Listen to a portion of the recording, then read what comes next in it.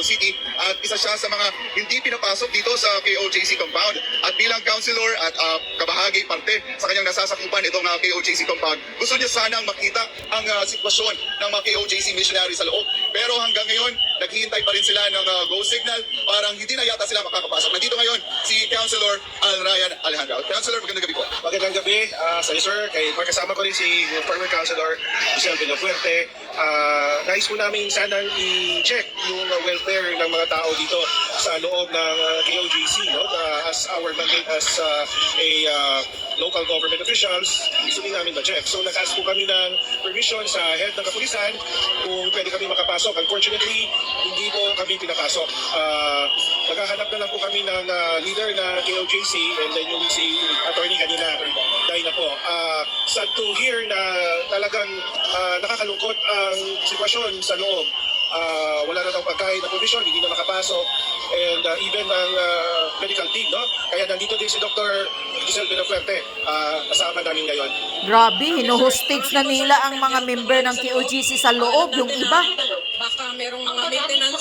Wala ng pagkain. Nagkakasakit na. May mga ganito na sila. Gusto ko sana makita. Oh, may mga nagkasakit na.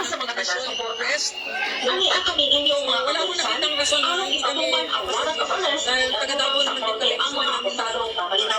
Councilor, yun po, medyo maingay na kasi nagpapalabas na ng ingay itong Philippine National Police. First question, before ko ibigay kanila, Admar, nababahala po ba kayo sa nangyayari ngayon dito sa KOJC compound and as a whole na mangyayari po dito sa Davao City? Yes, kami po yung nababahala sa mga nangyayari ngayon. Yan ang ginagawa nila, Tori. Kunyari, anuhin nila yung mga, pagsasalita ng mga members. Nag-ano din sila sa loob, nagsalita. Sana mag-cooperate din lahat na KOJC leaders. Sorry, maingay na, hindi ko masyado marinig. Sa kanilang Daming tao na, oh. So, kami po yung nag-aantay na makapasok. Mga taga Davao, pati yung mga ibang retired na mga General Army. Nagpunta na rin, andyan na ang mga ibang mga army pala, mga armed forces. Nagdudulot ng gulo ang KOJC. Sa kasaysayan po ba daw ng gulo ang KOJC dito sa Davao City? So, ano yung napansin ninyo dito sa Lagim ng Jesus Christ? Ako, nag-aral ko dito. Ang law school. So alam ko, natahimik ang mga taga-KOJC at nagtatasal lang, nag-i-eskwela. Wala akong siyang rason na dapat pinituloy ng mga taga-KOJC. Daming tao na. Sa labas pa daw doon sa corner. Dami daw tao, nagharang, hinaharangan yung mga pulis. Ito nangyari sa Davao. Never happened in our life. So, kami po yung nababahala talaga sa Yun ang malinaw for the Alvar. So yun nga, ito na, they turned on their sound system. Napakaingay na dito, pero sa aking likuran, makikita ninyo ang mga KOJC missionary. Isa ang kailang sigaw, justisya para kay Pastor Paul C. Bloy at justisya para sa buong Kingdom of Jesus Christ. Sa ngayon, kahit kami mga media ay hirap na makapasok doon sa loob ng KOJC compound, yung mga KOJC missionary na nandito sa labas, hindi na pwedeng makapasok sa loob. So this is a clear harassment, political harassment na mula dito sa mga Philippine National Police. And sa ngayon, ongoing nga itong prayer rally para ipanawagan itong pag-step down ni Bongbong Marcos Jr. at ng mga pulisan na umalis na sila dito sa loob ng KOJC compound dahil nagkakos sila ng fear at ang ginagawa nila ay harassment sa mga KOJC missionaries. So, isang tanong lang, kasi doon sa dulo, malapit sa airport, parang may hindi pinapapasok. I-confirm lang kung yan ba ang nangyayari. Pinipigilan nila yung mga tao. Albert, sa ngayon kasi hindi ko alam kung ano ang sitwasyon ngayon doon sa harap ng compound natin sa isa pang isa pang gate. Pero sa pagkakalam ko, merong nagkakaroon na ng build up ng traffic dahil nga dito dahil ang isang lane ay okupado ng mga sasakyan ng mga kapulisan. And dito na rin ang ating mga kapatiran, yung mga KOJC missionary, yung mga members all over Davao City para isigaw, manawagan na tigilan na ng Philippine National Police yung kanilang harassment dito sa KOJC missionary. Admar? Okay, balikan ka lang namin maya-maya. Si partner Hana nandun din mismo sa crowd. Maraming salamat si Jason Rubrico, no, at doon sa bastos na nagpatugtog nung sa PNP. Di ko lang alam kung anong purpose nun. Kairik. Brother Admar, Master Judea, ang gamit nila dyan ay LRAD. Illegal po yan. LRAD is long-range audio device. Ginagamit yan pangbasag ng eardrum. Oh, yun nga, yung LRAD ginagamit ng demonstrasyon. pulis kanina. So, hindi ka makakapagsalita dyan kasi hindi ka maririnig na you will drown out.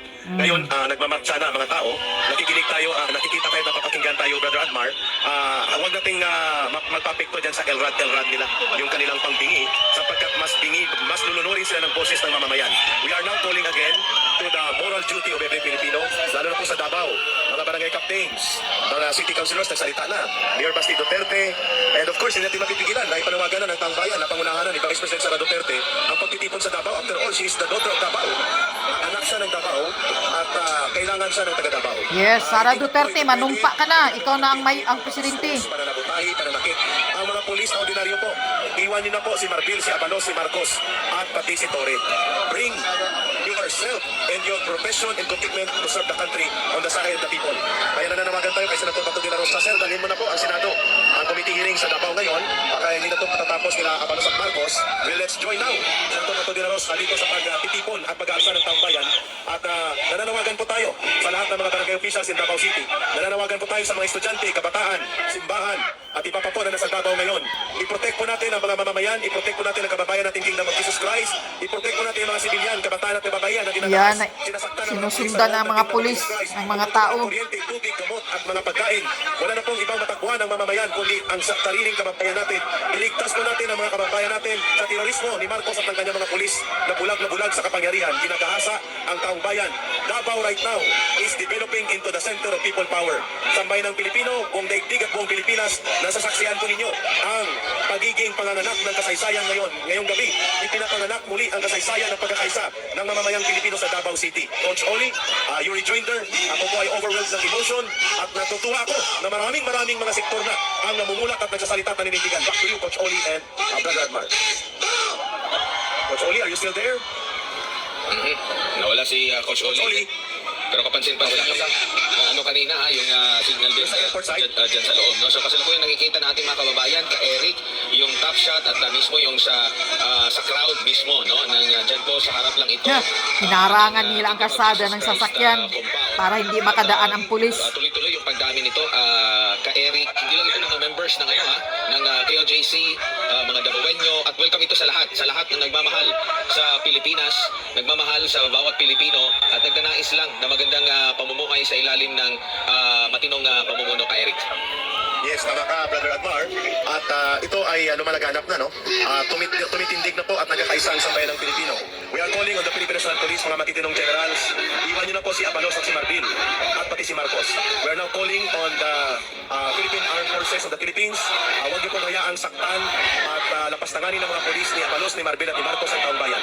This is now a solidarity calling for justice and rescue and protection sa mga kababayang Pilipino na ginagahasa ang karapatan at kalayaan sa loob ng Kingdom of Jesus Christ. This is now a call of the Filipino people. Marcos resign at pati po si Abalos, si Marbil at si Torre at aaristuhin dapat sila ng taong bayan at palayasin sa poder at mapanagot. Tuloy-tuloy po kayo, tuloy-tuloy po tayo.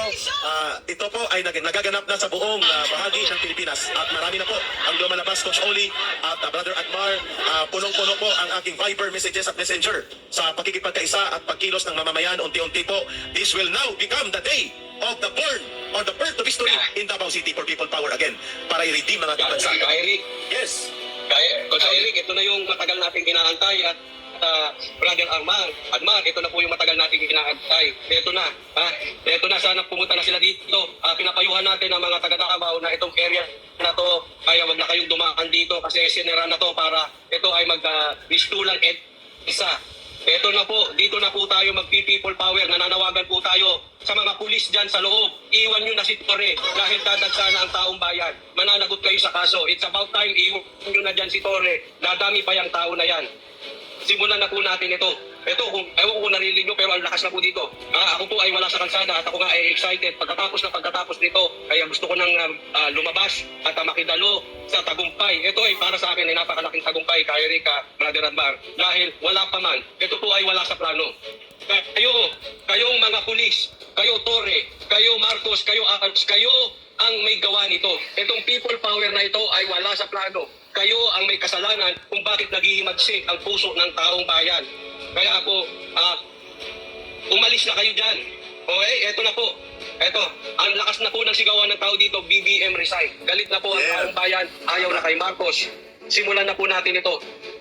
Salamat po sa lahat na pumupunta rito at marami pa po tayong naririnig na magpupuntahan dito. Binibigyan po sila hanggang mamaya lang na lumayas na dyan.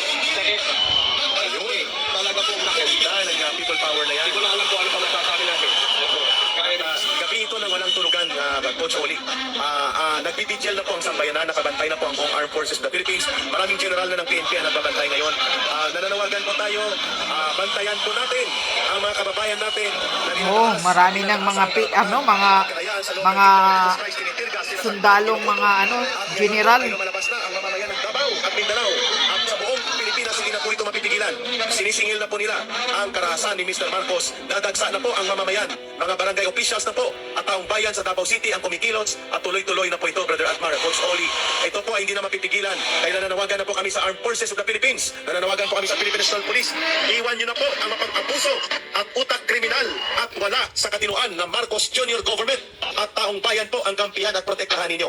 Nagsisimula pong ipinapanganak ngayon ang kasaysayan ng muling pagkakaisa at pagbangon ng sambayan ng Pilipino sa Davao area. At ito po ay dahil sa sakripisyo ng buong Kingdom of Jesus Christ ng mga kababayan natin at pati si Pastor Kibuloy isinakripisyo po ang kanilang organisasyon lamang mabulak at magkaroon ng enlightenment and awakening ang taong bayan at nagaganap na po ito ngayon sa Davao City. Maya-maya, baka makuha natin Ayan, yung information siguro na kay panawagan Jason Rubrico din para at least makuha natin kung ano pa yung karagdagang detalye dyan mismo sa area kung saan nagsasagawa na nga ng rally itong mga taong bayan, yung mga Pilipino. Hindi lang ito kay OJC, mga Pilipino na nagmamahal sa Pilipinas. Yes, Mr. Coach Oli. Ayan po, nakikita natin yung Marcos resign. Yan, pinag-resign na si Marcos. Siguro, this is the time na mandawagan na rin po tayo sa local government ng Davao, ng Mindanao. Pakita nyo na po itong support nyo dito sa nangyayari ngayon. Local government dahil magsusunod na po, susunod na po dito. Oh, army yan army. Retired army yan, general. Ito na po, Dagsana. Kaya, tapusin na natin ito. Siguro panawagan natin ito, Vice President. Pwede na. Yes po, sige, pasok. Pwede na. President, Sara Duterte, pumunta ka na dyan. Ikaw ang kailangan ng tao ngayon. Si BBM, Senator Bato, gusto ka namin makita ngayon dito. Yan, general army yan. Pagkain, iniipit nila. Pati mga pagkain pala. Hindi kayo laging nandiyan. Yan ang po ang sinasabi natin matalas. Hindi kayo lagi ang powerful. Kanina po, isang babae, isang executive secretary ng ating POJCI inisprayan ng nakatalikod. Babae po to, Trinidor. Babae, nakatalikod, civilian, may edad na po. Inisprayan ng pepper spray ng isang pulis, ng ating pulis. Lalaking tao. Ayun, Coach Oli, Brother Atmar, no? Kaya sinusubukan ng mga polis na harangin ang mga contingent. May report tayo na-receive. There are more than 500 people na hinarang doon sa dulo ng airport, no? Yun yung siguro nakita natin kanina na footage. At subalit ngayon po ay tuloy-tuloy na ang pagiging matapang sa paninindigan at pagkakaisa ng mamamayang Pilipino sa mga nagsigati nga ng mga tao. At Iligan City at iba pa pong mga karatig lugar, Tagum City, pwedeng pumunta ng Davao. At nananawagan po tayo sa lahat po ng mga binibiktima ng kalukuhan, pang-aabuso sa poder ni Marcos Jr., panluloko sa taong bayan, mga ayuda nila, kung ano-anong kabulastugan, kagutuman, kahirapan. Ito na pong gabi ng paghukom at simula ng paglalakbay sa kasaysayan. Davao City and the KOGC compound.